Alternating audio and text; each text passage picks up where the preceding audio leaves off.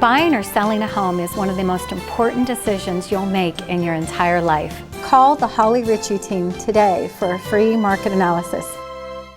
Good evening, everyone. Welcome to another edition of Spinning the Need. Right now, we're in the middle of politics, in the midterms. We know it's not a presidential year, but we know it's still important races throughout the state of Ohio, including here locally. Today, I have the Democratic nominee for the 33rd State District. That's correct. Robert Hagan. You know what? I always called you Bob, but you've always gone by Robert. I did on the elections for the last, the 28 years that I served. Yeah. But this time I thought it would be easier just because people call me Bobby. They call me exactly. Bob. And of course, in political times, they call me a lot other things as well. I think but Bob's okay. Yeah, we've known each other for a long time. Yeah. So, and we know that in the state of Ohio, in the Mahoning Valley, that and we've talked a lot about this, we're a couple weeks away from the election in general. And we look at that there's been new boundaries drawn throughout the state, no matter what state party or anything, you can agree or disagree, no matter what that is. And you're running for the 33rd State Senate District in Ohio, which includes Columbiana and Mahoning counties. And Carroll. And Carroll. And Carroll, okay. I apologize. I didn't know that. Tell us a little bit about yourself. You've been in politics for a long time, and you've been doing it a long time. So if people don't know who you are because of the shifting of the districts, talk about yourself and your background and just in general. First off, thank you for inviting me. I appreciate the opportunity to talk about the first issue. I think is very important because the voters are not clear about what are really the districts. Mm-hmm. And you weren't as well because they what I call it rulimandering instead of gerrymandering, made it easier for my opponent to win. Mm-hmm. It's already, I think it's 9 to 10 points below the fairness factor that the Ohio Supreme Court ruled against as unfair districts 5 times. Mm-hmm. So I'm okay with that because I'm running. I'm not happy that districts are drawn that way, but I'm okay about making sure we talk about the issues that are very important. As you know and mentioned earlier, I was a legislator for 28 years. I was followed by my more competent and more beautiful, my wife, Michelle Lepore Hagan. Representative Lepore Hagan has served well in the last 8 years. She's now term limited. My job, of course, is to talk about the issues that are different than my opponent and what hopefully the voters will listen to and talk about. The gerrymandering district is very important because it affected not just me, it affected congressional districts, Senate districts, it affects the entire state, but it actually affected the whole country because right in front of the Supreme Court as of today, Alabama is challenging what their district. One of the districting of the state. I saw that a couple weeks ago. So that's going to have an impact on the entire country. I served honorably. Never mentioned in any of the corruption cases in the last 50 years that Youngstown has had to go through. Always talked about the honorable position of and the vocation of serving. I grew up in a family that served in the civil rights and equal rights, and the value of that, of course, is I actually had the opportunity. I have 13 brothers and sisters. Had the opportunity to serve with my father in the Ohio legislature. That's the first father and son that ever served together. Just on a second, how was that experience? Because you have your father in there, and you're in there like, oh boy, what's going to go on now? You know what, Tony? It was an amazing opportunity for me. Look, I had, as I said, 13 brothers and sisters. You don't always get the attention of the old man, right? You don't get the attention of Dad doing things and saying things, and you see him at work down there. And it was incredible because he would say to me, this lobbyist is not an honorable lobbyist. This individual does not want to help you. This individual will slap you on the back and laugh at your unfunny jokes, but you have to be your own person and stick with the things that we were raised on. As I said, Mom and Dad worked in civil rights and equal rights. They did all those kind of issues and fought those issues. And so they raised us well to make sure that we honored the profession of serving people. And that's what we grew up with. I mean, we grew up with, Robert Kennedy and John Kennedy and the idea that we would fight for people, those that were struggling, the poor, those that were not the same as all of us, those that did not have the same zip code as we had, did not have the same opportunities for education. That's what I did, and that's what was incredible because I got to serve with my dad And I got to emphasize and work together with him on the things that we were raised about and caring about people. So, and it was a wonderful opportunity for me. And you have two children. Actually, I have 5 children. 5 children. I was married. I pray because I only know 2 of them. Yeah, that's right. Well, you know what? In my early years, very early, married at 21 and divorced at 28, 29 years old. And I was able to meet Michelle at 35, 36 years old, and we've been married for 38 years. So when I got married, 35, 36 years. No, I think I met my wife at 35, 36 years old. Wow. Well, I mean, that's a good time to do that, right? Well, I would hope so. Yeah, I mean, my wife will probably tell you differently that she probably would have liked to meet me 10 years before that. Yeah. Well, Michelle was the same way. I mean, we just were electric with each other right away. My 3 kids from my previous marriage, 2 of them are teachers. One's a factory worker, works very hard at what he does. The other 2, of course, have taught me very well what the value of education is again and again.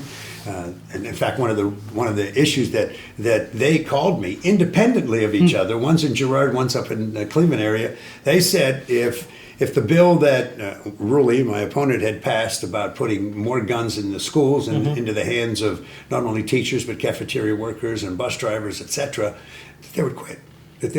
So there's a danger there in understanding what politics is all about. So my kids were very well versed on education, and they made sure that they lobbied the old man as much as they could. And that had to be an interesting conversation because, usually kids can tell their mother or father a little bit more stern on issues than probably maybe a public person or someone you may meet. A little more. They're not kind about it. They're just very pointed about it. Just like you said, they're just saying, "Dad, I'm not going to do this. It's terrible. The education's funding is horrible. I'm trying to teach these kids. Now they're telling me what I can teach and what's supposed to be in school. And do I have to protect the kids? And if I don't protect the kids, what happens? Do I get sued by a parent because I didn't carry the gun or wasn't trained for 24 hours?" So those are the issues that they talk about and they lobby me. Well, I think that's a great point when we talk about education. We talk about that the state back in '97 passed a law which was claimed unconstitutional about how schools were funded. It was called the DeRolf decision. Right? And they talk about now they supposedly passed another bill in the last 5 years that talked about how school funding now gets spread out through the state. But we also what I think that people haven't talked about is when we went into the pandemic, we saw a lot of different educational issues. Sure. Mental health, broadband. Sure. How do you take those and really help those school districts? What are your plans to do that? Well, there's 612 school districts in the state of Ohio. Obviously, when you put your hand up and you swear to uphold the Constitution of the United States and the state of Ohio, one of those parts of the Constitution says that you will give a fair and equitable education to all. I think there's probably 2 million students, there could be more than that, that everyone will be treated equally. That doesn't happen all the time. So you have to be very careful on making sure that the zip code that someone's born in is not favored over someone else. Perfect example, 3 counties that I'm now searching or looking to represent are in poverty-stricken areas. They're suffering, and that's gone down in the last 10 years. And so the struggle for all of us is to make sure that those kids get an equal treatment and get an equal opportunity for education. The highest opportunity for education means that people will progress in society, be contributing members of society, won't end up taking money from those of us that are struggling, that are working, and saying, let's try to work as much as we can. Let's get them to work. Let's get them to be contributing members. And that's very difficult if you have competing districts that are getting more money than the other. It's not fair that a district, even in Lake Milton area, because the property value at the Lake Milton area is high right along the lake. And so those individuals that are not around the lake, that are maybe a little bit poverty struck themselves a bit, struggling, they're paying the same in property taxes. So I think that your question is fair because we have to find a way that equalizes the opportunities for every single kid to get educated at the same level. How do you do that? well, you don't have the same teachers and you don't have the same school system, and you just have to do everything you can to make sure that the thing that most importantly is that it's funded fairly. Secondly, you make sure that you pay your teachers well. Third is you make sure that a school system is treated differently if, because of the demographics of the area, you recognize that. But clearly, the fact is that what you're seeing right now is there's over 150 private school systems competing with the 612 school districts. That's not what we swore to uphold when we put our hands up on that Ohio Constitution. And we know that as you go south from Mahoning County down the Appalachian Valley area, that area is huge, when, like you mentioned, in poverty. Yeah. Just across the board, Yeah. no matter where you live. How do you serve those individuals that may not be able to get to you or get to the person that's elected and share their thoughts and concerns at the state level? Because you know how it is. Everyone wants to provide their 2 cents and provide information. Mm-hmm. How does that happen? How does that work? Well, the thing that I think about is when I grew up, you certainly established a value system of who you care about and the things that you grew up with.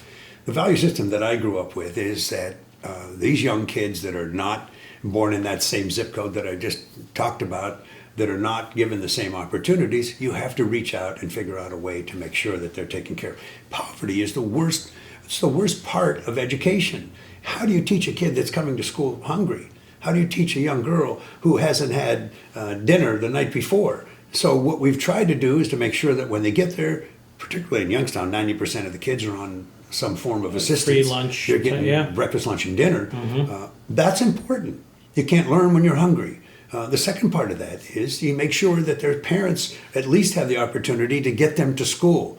We have an unbelievable amount of kids that are absent in the school system in Ohio. There's a problem there. So we have to, and I hope to do that, to emphasize the fact that we've got to get these kids to school. The parents that are either working and not paying attention, they have to understand that process has to be implemented as well.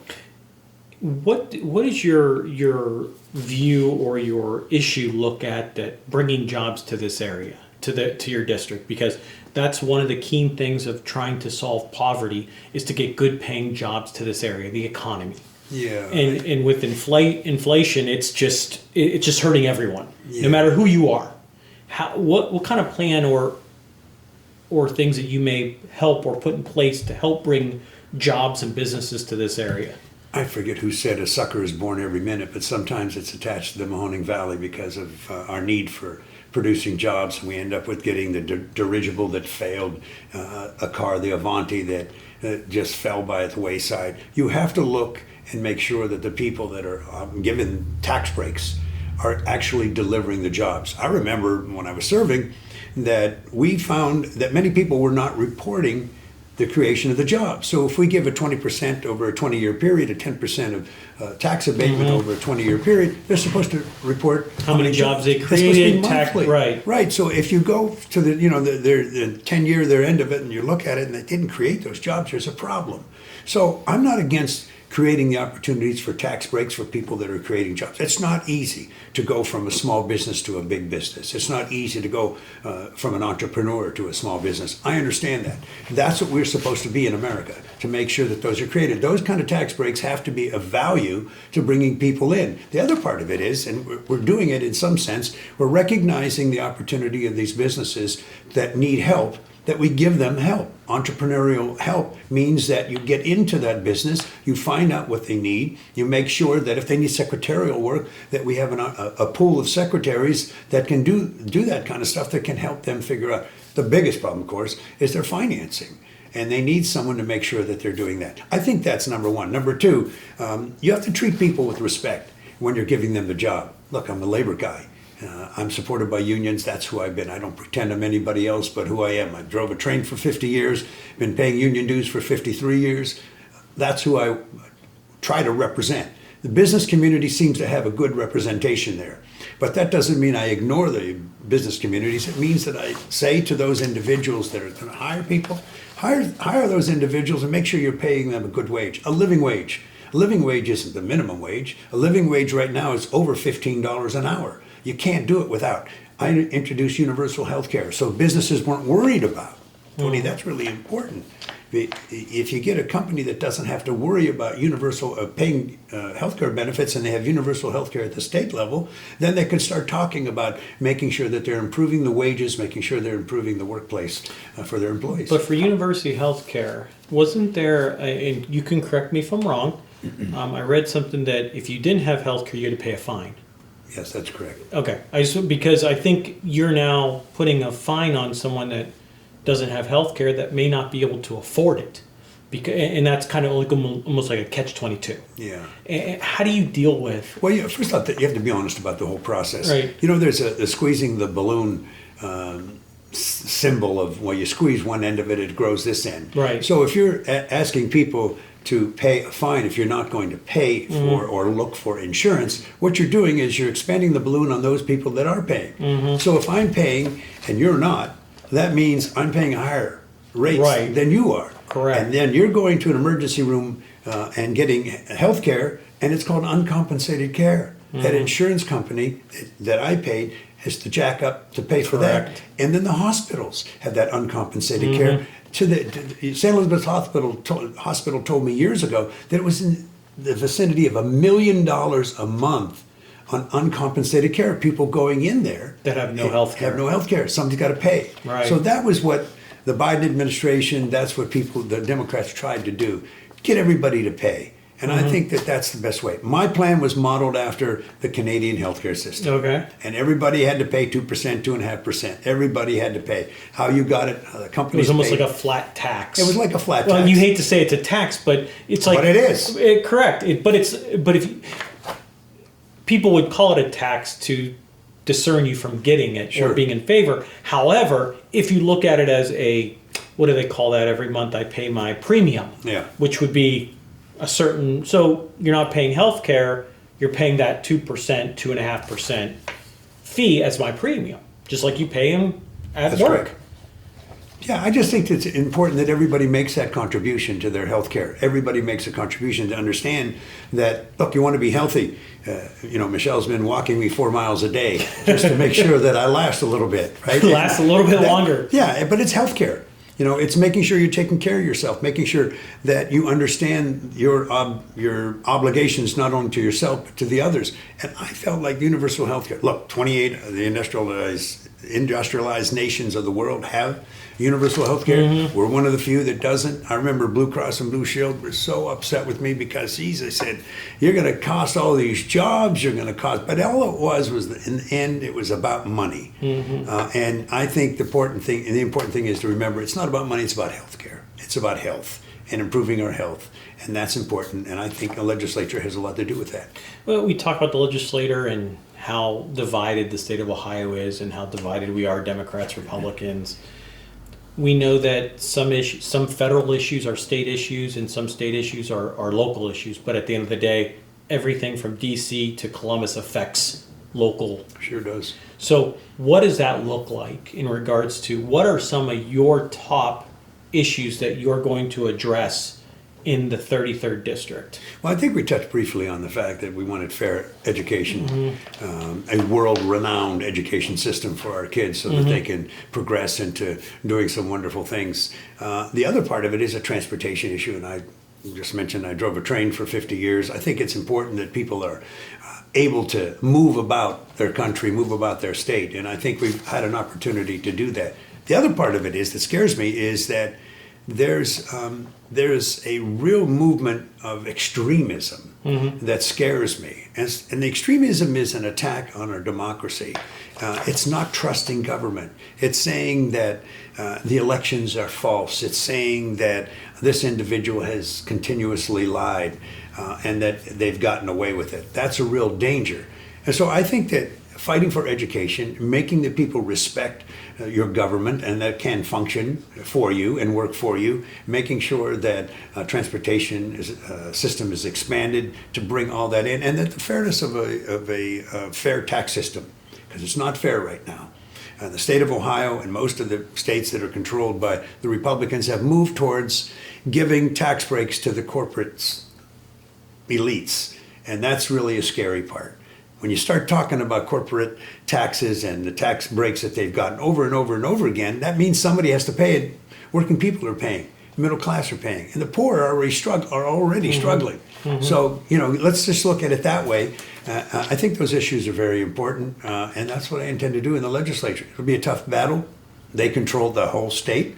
They've controlled the state. The Republicans have controlled the state for the last 25 years. So I just said this the other day. If you're worried about what's happened with the issues on high groceries, you want to worry about what's going on in the school systems that are struggling, you want to worry about the struggling and making sure that roads are getting paved, they've had control for the last 25 years. That's their problem. They own it. Well, let me ask you this question. And you've been in politics for a long time. I like to ask this question because I think it gives prone to what we're looking at. What do you think the biggest professional mistake that you made that you learned from over the years, that you kind of like looked at and said, you know what, I made a mistake. What I corrected by doing this. What do you think that would be? I think a lot of it has to do with healthcare, Tony. I think that I was very adamant. I probably could have compromised a little bit more about some of the issues on universal health care. I thought that we should walk down that path, as 28 other nations have done, walk on that path. I got it from Canada, from Saskatchewan. It was a plan that I thought could work. But there were some compromise opportunities for me. We did get some children's health. We did get that opportunity to lower prescription drugs. I think that if I had gone in there with a little bit more of a compromising attitude, that I would have been able to accomplish a lot more. I think that healthcare costs are still going up. I wish that in my compromising mode that I had compromised a little bit at that end, it wouldn't have gone up so much. And I think that's probably my fatal mistake in politics, that you really have to learn how to compromise. And I think as I got older, I realized as time runs out, compromise is probably your best friend.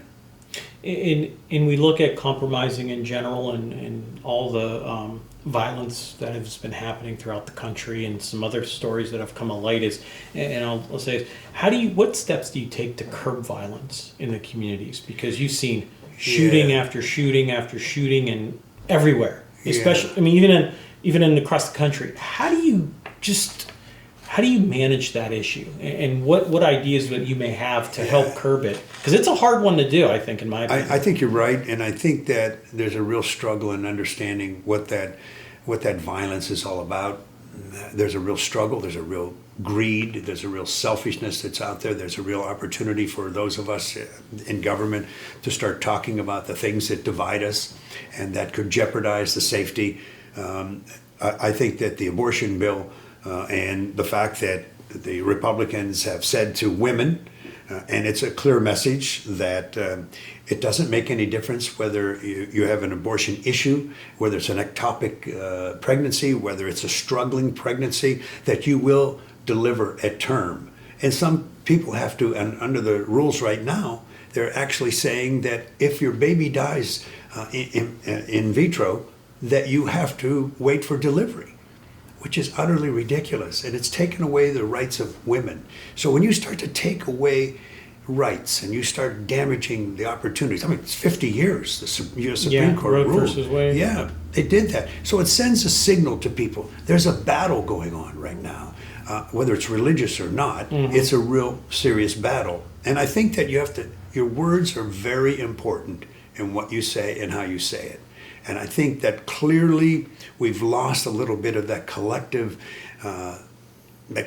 thought process where we can just try to get together and say, critical thinking is very important. The facts are very important.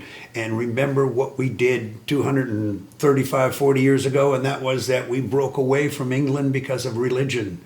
And that meant that we had the freedom of religion or not in the United States. And so quit saying that your religion is better than someone else's religion. Quit using religion in government. And I think that's a real issue that jeopardizes. The other part of that is it's just too damn many guns. There's just too many guns. AR-15s are ridiculous.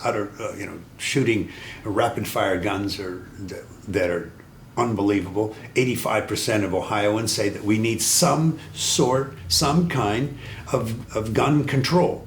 right? I'm not saying I'm still a supporter of the Second Amendment. That's not what I want. I'm not trying to take anyone's gun away. I'm trying to tell you that there are too many guns on the streets, particularly in the cities throughout Ohio, Youngstown, right? People are dying because of the guns. So there's got to be some way to curtail how people are checked on guns. I mean, seriously, you're going to put guns in schools right now with telling teachers you only need 24 hours of training?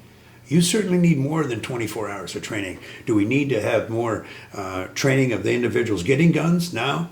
The permits right now, police officers are jeopardized by that. Yeah, I thought of that you don't need a permit to carry a That's gun. right.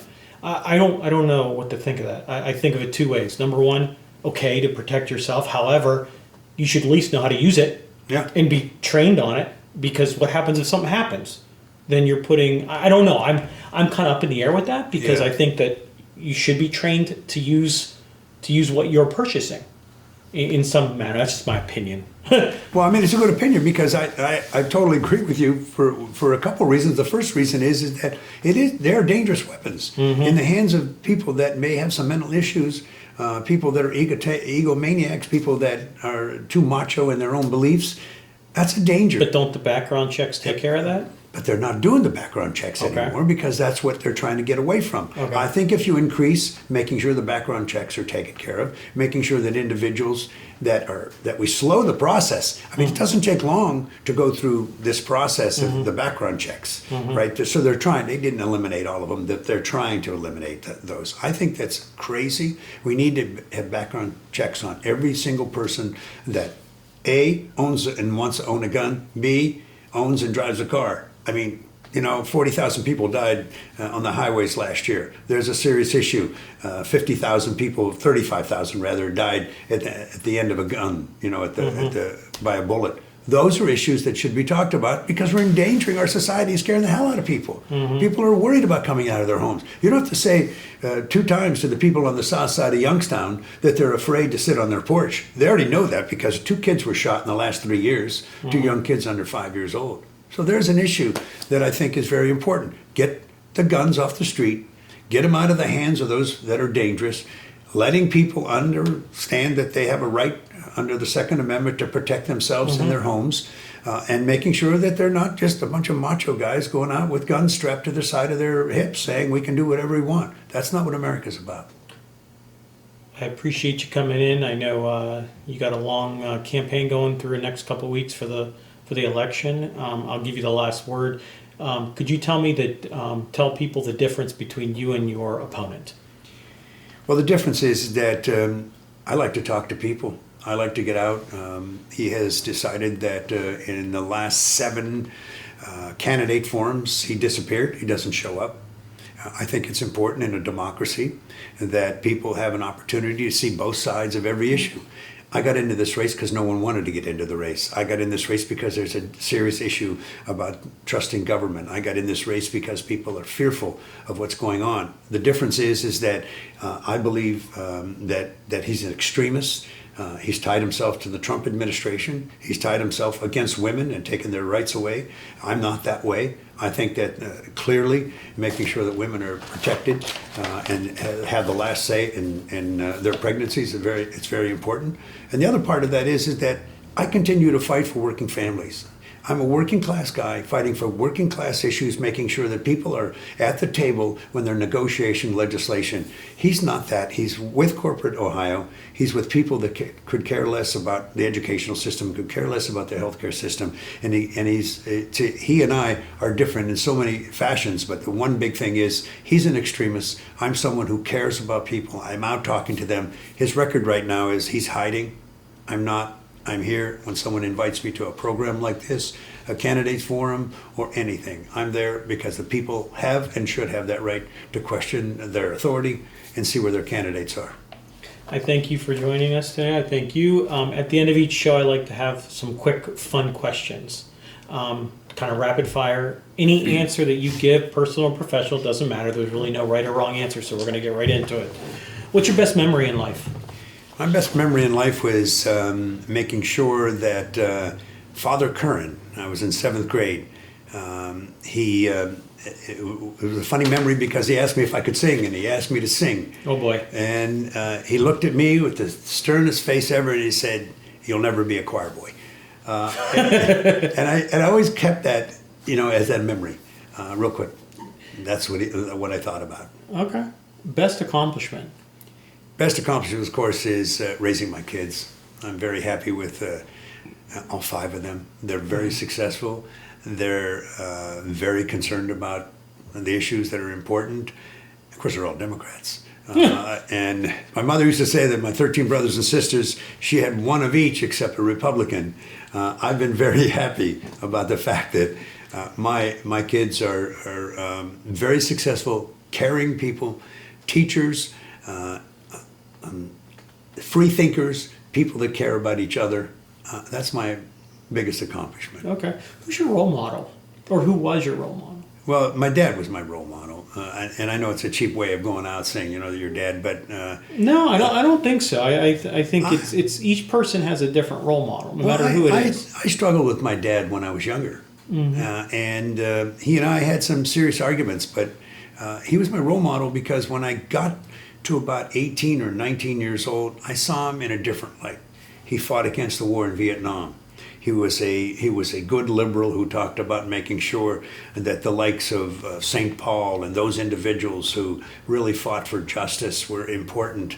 Both he and my mother worked for the social issues and for the civil rights movement. He was a cool guy, and I got to serve with him, and I saw him. He was my role model. I really looked up to him. Okay. And the last question: if there was one person you could meet, past or present, who would it be and why? I had a lot of respect in my younger days and still would wish I could have met Cesar Chavez. Mm-hmm. He was the epitome of representation. He was a guy that didn't care who he was representing. He knew he was representing a cause and people that were struggling. That's how I grew up. I mean, that's looking at somebody like Cesar Chavez who he was not the most educated. He was not the well-versed in giving a speech, but he was passionate about who and what he represented. To me, that was a hell of a guy. Okay. I had a lot of respect for him. Appreciate that. We thank Robert Hagan, who's running for the 33rd State Senate District in Ohio. We appreciate you coming down and talking with us about the issues, and we wish you the best of luck. Thank you for joining us on this Spanning the Need. You can check out any more stories, podcasts, or other events at spanningtheneed.com. Everyone, have a great night. Thank you.